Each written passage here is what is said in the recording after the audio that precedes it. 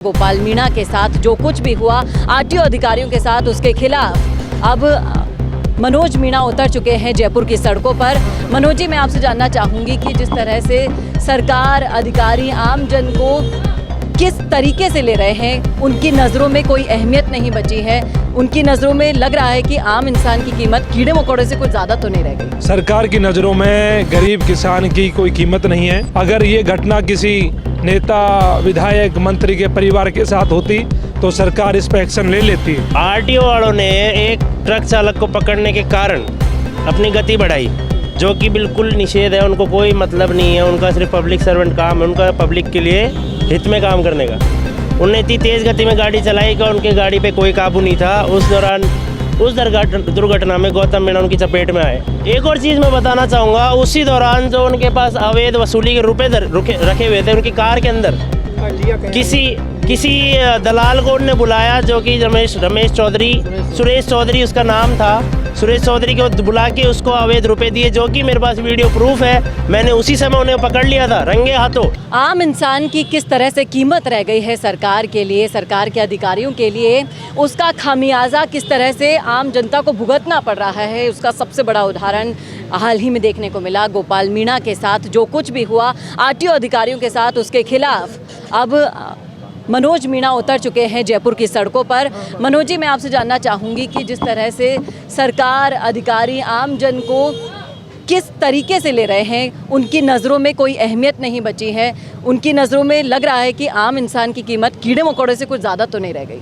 बहुत सही कह रहे हो। यहाँ पे सरकार की नज़रों में गरीब किसान की कोई कीमत नहीं है, और कीमत इतनी रह गई कीड़े मकोड़ों की तरह कि कोई मरता रहे तो उन्हें कोई फ़र्क नहीं पड़ता। अगर ये घटना किसी नेता, विधायक, मंत्री के परिवार के साथ होती तो सरकार इस पर एक्शन ले लेती।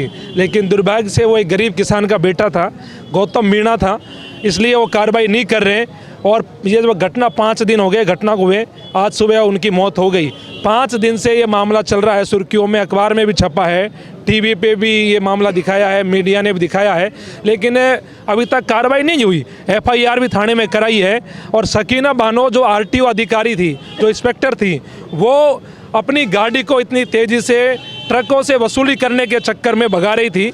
बता रहे थे, वकील साहब यहाँ पे मौजूद है, गाड़ी की स्पीड ज़्यादा थी और ये भाई अपनी बाइक से एक सीमेंट का कट्टा लेके जा रहा था और पीछे से इन्होंने उसकी गाड़ी को ठोक दिया। और ठोकने के बाद में इन वकील साहब को मैं धन्यवाद दूंगा जिन्होंने उस भाई को अस्पताल तक पहुंचाने में मदद करी। इनकी इंसानियत जिंदा थी। जब इन्होंने सकीना बानो से सवाल पूछे तो सकीना बानो कह रही थी कि मेरी कोई गलती नहीं है, ठुक गई तो ठुक गई और मेरा आप कुछ नहीं कर सकते। ऐसे अधिकारी आरटीओ विभाग में बैठे हैं जिनको अकड़ है पद की, वो चाहते हैं कि हमसे बड़ा कोई नहीं है, हम जो कह देंगे वही हो जाएगा। लेकिन मैं सकीना बानो से कहना चाहता हूँ, मैं महिलाओं का सम्मान करता हूँ, ऊपर से आप एक महिला रह गई और आप इस प्रकार की जो भाषा आपने वहाँ बोली वो गलत थी। और अभी तक भी आपने परिवार के बीच में आप नहीं पहुँचे, ना परिवार से आपने बात करी। किस बात का घमंड है आपको? आप अवैध वसूली के चक्कर में रोज़ ऐसी घटनाएं करा रहे हो। पहले भी आपने देखा होगा कि सीकर झुंझुनू में भी उधर घटना हुई थी, वहाँ भी एक इंस्पेक्टर ने एक ट्रक चालक का सर से आँख फोड़ दी थी।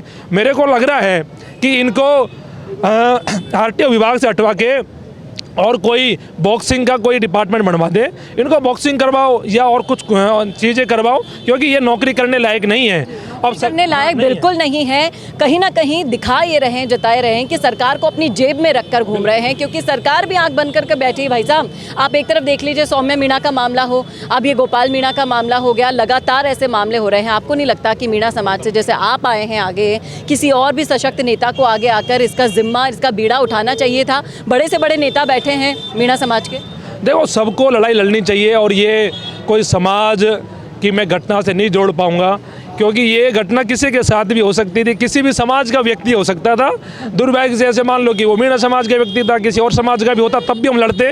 लेकिन मेरा ये मानना है कि चाहे किसी भी समाज का कोई नेता हो, बड़े नेता हो, चाहे कोई मीणा समाज का हो, इस भी सबने साथ रखे। मैं कह रहा हूँ चाहे कोई मीणा समाज का नेता हो, चाहे कोई अन्य समाज के नेता हो, सबका धर्म है कि आप नेता हो, आप विधायक हो, आप MP हो, आप मंत्री हो, जनता ने बनाया है तो जनता की आवाज़ आपको उठानी चाहिए, आपको बोलना चाहिए। और सकीना बानो जैसी पुलिसकर्मी, एक RTO अधिकारी पे कार्रवाई नहीं हो पा रही, दुर्भाग्यपूर्ण है। हम ये चाहते हैं, परिवार के साथ में खड़े हैं कि हम चाह रहे हैं कि एक जो RT इंस्पेक्टर है सकीना बानो, उनको सस्पेंड किया जाए, उनके ड्राइवर को सस्पेंड किया जाए, परिवार को आर्थिक सहायता मिले और संविदा पे नौकरी मिले।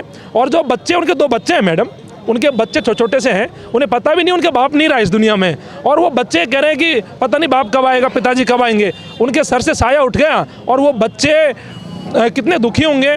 अब उन बच्चों का कौन धनी बनेगा? हम चाहते हैं उन बच्चों की पढ़ाई का खर्चा भी सरकार उठाए और उन बच्चों को पढ़ाए। लेकिन ये दुर्भाग्यपूर्ण बात है, मुझे बताते हुए बड़ा दुख हो रहा है कि सरकार के कानों तक जू नहीं रेंग रही, सरकार बात करने को तैयार नहीं है। सरकार को कोई फर्क नहीं पड़ रहा कि जैसे मोर्चरी के बाहर लोग बैठे हैं, सरकार कुंभकर्ण की नींद सो रही है। मैं आपके माध्यम से सरकार से कहना चाहूँगा कि ये आपका जो रवैया है, जो हठधर्मिता है, ये गलत है और इसकी आपको कीमत चुकानी पड़ेगी। हम आर पार की लड़ाई लड़ने के लिए बैठे हैं, हम उस गरीब परिवार को न्याय दिलाने के लिए बैठे हैं जिसका कोई धनी दौरी नहीं है, जिसके साथ कोई नहीं खड़ा। अगर आप न्याय नहीं करोगे तो हमें चाहे CMR कूच करना पड़ा, चाहे हमें आगे जहाँ भी जाना पड़ा, हम वहाँ जाएंगे और पूरी ताकत के साथ में इस परिवार को न्याय दिलाने की लड़ाई लड़ेंगे। तो ये थे मनोज मीणा जो चाहते हैं कि न्याय दिलाया जाए गोपाल मीणा को। यहाँ पर वकील कौन है जो उनके साथ थे, जो चश्मदीद गवाह हैं? सर आप भी आइएगा आगे, मैं सुनवाना चाहूँगी कैमरे पर आपके माध्यम से भी कि आखिर हुआ क्या था और किस तरह से ये जो RTO अधिकारी है शकीला बानो, उनका इनसेंसिटिव रवैया आपके सभी के सामने आया। बात ये थी, हम हमारे किसी निजी काम से जा रहे थे दौलतपुरा साइड, उसी दौरान हमारे आगे RTO शकीला बानो की वाहन भी जा रहा था।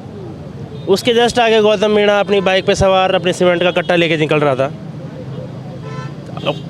RTO वालों ने एक ट्रक चालक को पकड़ने के कारण अपनी गति बढ़ाई, जो कि बिल्कुल निषेध है। उनको कोई मतलब नहीं है, उनका सिर्फ पब्लिक सर्वेंट काम है, उनका पब्लिक के लिए हित में काम करने का। उन्होंने इतनी तेज़ गति में गाड़ी चलाई कि उनके गाड़ी पे कोई काबू नहीं था। उस दौरान उस दुर्घटना में गौतम मीणा उनकी चपेट में आए।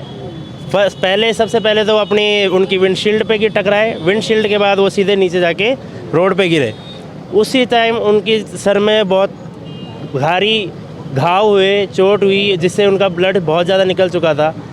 उसी दौरान हमने हमारी गाड़ी रिवर्स लेके हमने तुरंत उसको उठाया और एक XUV 700 300 कोई सी भी थी, उसमें बैठाया और तुरंत हॉस्पिटल की तरफ प्रस्थान कराया। उसके बाद शकीला बानो कहती है आप यहाँ क्यों खड़े हो, आपको क्या मतलब है यहाँ पे खड़ा होने का? मैं बोला कोई इंसान नहीं है भाई, आपकी तो इंसानियत मर गई, हम भी हमारी इंसानियत मार दें। हमारी मार लें भाई। जब आप टक्कर मारने के बावजूद आप 5 मिनट तक गाड़ी से बाहर नहीं आ रहे, तब जाके हमने गाड़ी को रिवर्स करा कि हम देखें तो सही। आपको मैं दिखाता हूँ कि उसके गाड़ी की टक्कर, ये शकीला बानो, एक तो आप इसकी फ़ोटो देख लीजिए ढंग से, जूम कराइए, इसको देखिए अच्छे से, ठीक है, बिल्कुल मर चुकी है। और ये गाड़ी की स्थिति है जो अर्टिगा कार है। अगर वो कहते हैं कि ये धीरे चल रही थी तो हमारे सामने लाइए उन्हें, किस हिसाब से धीरे चल रही थी, आप सभी देखिए इस चीज़ को। और साफ साफ दिखाई देने के बावजूद भी हमारी सरकार को देखिए, 5 दिन बीत गए, इंसान हमारे हाथों से चला गया है, कोई कार्यवाही नहीं हो रही। इसीलिए मैंने शुरुआत में कहा था कि इंसानों की कीमत सिर्फ कीड़े मकोड़े जितनी रह गई है। और सबसे बड़ी बात, उनके परिजनों ने FIR लिखवाई है, FIR होने के बावजूद उनके ऊपर कोई कार्रवाई नहीं करी, बल्कि उनको XUV दूसरी गाड़ी दे के वापस धंधे के लिए खड़ा कर दिया। भाई आप तो इकट्ठा करो, पैसे लो, वसूली करो।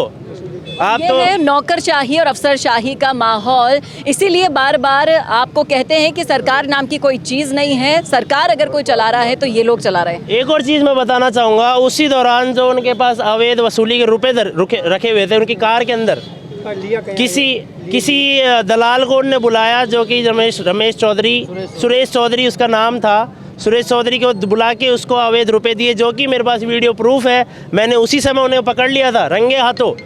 हालांकि मानता कोई नहीं है, लेकिन कोई हरकत करता है, मतलब चोर की दाढ़ी में तिनका तभी होता है जब वो ऐसे करता डोलता है। मेरे पास सारी पूरी की पूरी काली है भाई साहब, चोर की दाढ़ी में तिनका ही नहीं है। यहाँ पर देखिए, सारे काले कर्म कुकर्म सामने आने के बावजूद भी अगर कोई इस तरीके से अपनी सफाई दे रहा है। देखिएगा, ये वीडियो देखिएगा। ब्रोकर है ये सुरेश चौधरी, ये जो इसका 14 नंबर पे काटा है, श्री जी काटा नाम से, सब जानते होंगे इस आदमी को। इसको शर्म नहीं है कि कोई आदमी मर चुका है, कोई आदमी घायल पड़ा है दुर्घटना में, फिर भी ये वसूली करने के लिए उस जगह आया। उसको थोड़ी सी सोचनी चाहिए, कोई इंसान का मानवता के लिए भी सोचनी चाहिए। ये बात कोई धर्म की नहीं, कोई जात की नहीं है, ये इंसानियत की बात है। इसके ऊपर सख्त से सख्त कानून किया जाए, सख्त से सख्त कार्यवाही हो। और इतने सबूत आपके सामने, आंखों के सामने होने के बावजूद भी जो एक्सक्लूसिवली वकील साहब ने यहाँ पर संवाद के प्लेटफॉर्म पर दिखाया है, फिर भी कार्रवाई नहीं होती है। तो भाई साहब, आप समझिए कि सरकार नाम की कोई चीज़ नहीं है, प्रशासन नाम की कोई चीज़ नहीं है, अधिकारी और नौकरशाही, इसी तरह से अफसरशाही हावी रही। उसके बाद सबसे बड़ी बात, जब हमने इस पर आवाज़ उठाई तो जो विश्वकर्मा थाने का पूरा कर्मचारी, जो पुलिस विभाग के जितने भी थे वहाँ पे, उन सब ने मुझे ही हिरासत में ले लिया।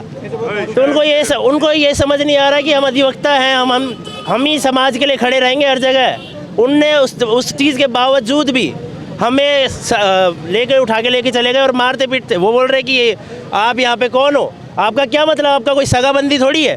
भाई सगाबंदी क्या होता है इसमें? इंसान नहीं है कोई, इंसान का भी तो मतलब होता है कोई। हर जगह यही सोच के चले कि अपना नहीं है, उसका नहीं है, तो फिर मतलब क्या है इंसानियत का? और कहीं ना कहीं ये सोचने पर मजबूर कर देता है ये वाकया पूरा, कि जिस तरह से आम जनता को बेवकूफ़ बनाकर पुलिस और सब लोग मिली भगत करके सोचते हैं ना कि किसी को पता नहीं चलेगा। यहाँ पूरा खेल एक्सपोज हो गया है आपका। और दिखा सकता जी, हूँ आपको, देखिएगा, ये मैं दिखा सकता हूँ कि आपको वीडियो दिखेगी इसमें कि मेरे को सारे पुलिसकर्मी अपने अपने गाड़ी में बैठा के लेके जा रहे हैं। उस दौरान मेरे साथ उस जगह जितने भी वहाँ पे पब्लिक खड़ी थी, सबके ऊपर लाठी चार्ज कर दिया गया। अब मुझे कैसे करें, मेरे पे कैसे हाथ उठाएंगे? हम अधिवक्ता, हमें जवाब देना पड़ेगा उन्हें। किस हक से हाथ उठाएंगे? जवाब तो अब सरकार को भी देना होगा, उन लोगों को भी देखना होगा जो सोचते हैं कि आप एक ही थाली के चट्टे बट्टे हो, हमें पता नहीं चलेगा। यहाँ पूरा का पूरा खेल का पर्दाफाश यहाँ पर कर दिया है वकील साहब ने, सारे के सारे सबूत पेश कर दिए हैं।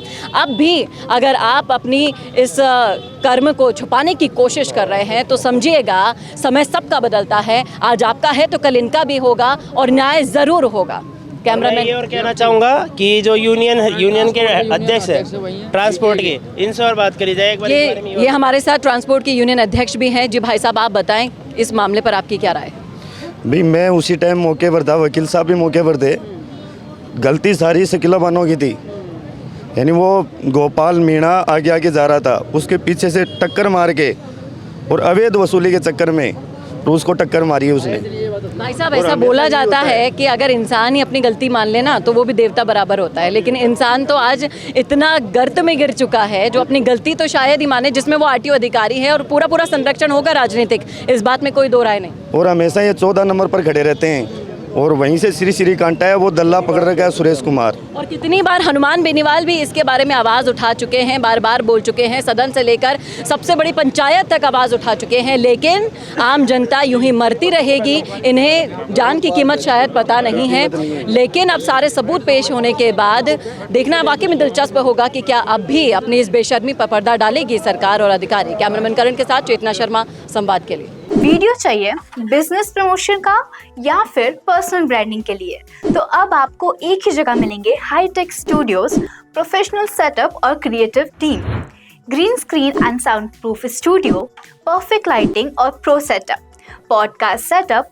अल्ट्रा क्लियर ऑडियो और multi camera angles, 75 inch touch panel, teaching और एक्सप्लेनर वीडियोस के लिए परफेक्ट, 10 से 15 साल एक्सपीरियंस्ड एंकर्स और जर्नलिस्ट जो आपके कंटेंट को देंगे प्रोफेशनल टच। राजस्थान का तीसरा सबसे बड़ा डिजिटल न्यूज़ चैनल आपकी ब्रांड को मिलेगा प्लेटफॉर्म। 50+ प्रोफेशनल वीडियो मॉडल्स जो आपके प्रोजेक्ट को बनाएंगे ज़्यादा इंगेजिंग। हमने 5000+ बिजनेस और ब्रांड्स को ग्रो करने में की है मदद। अब आपकी बारी।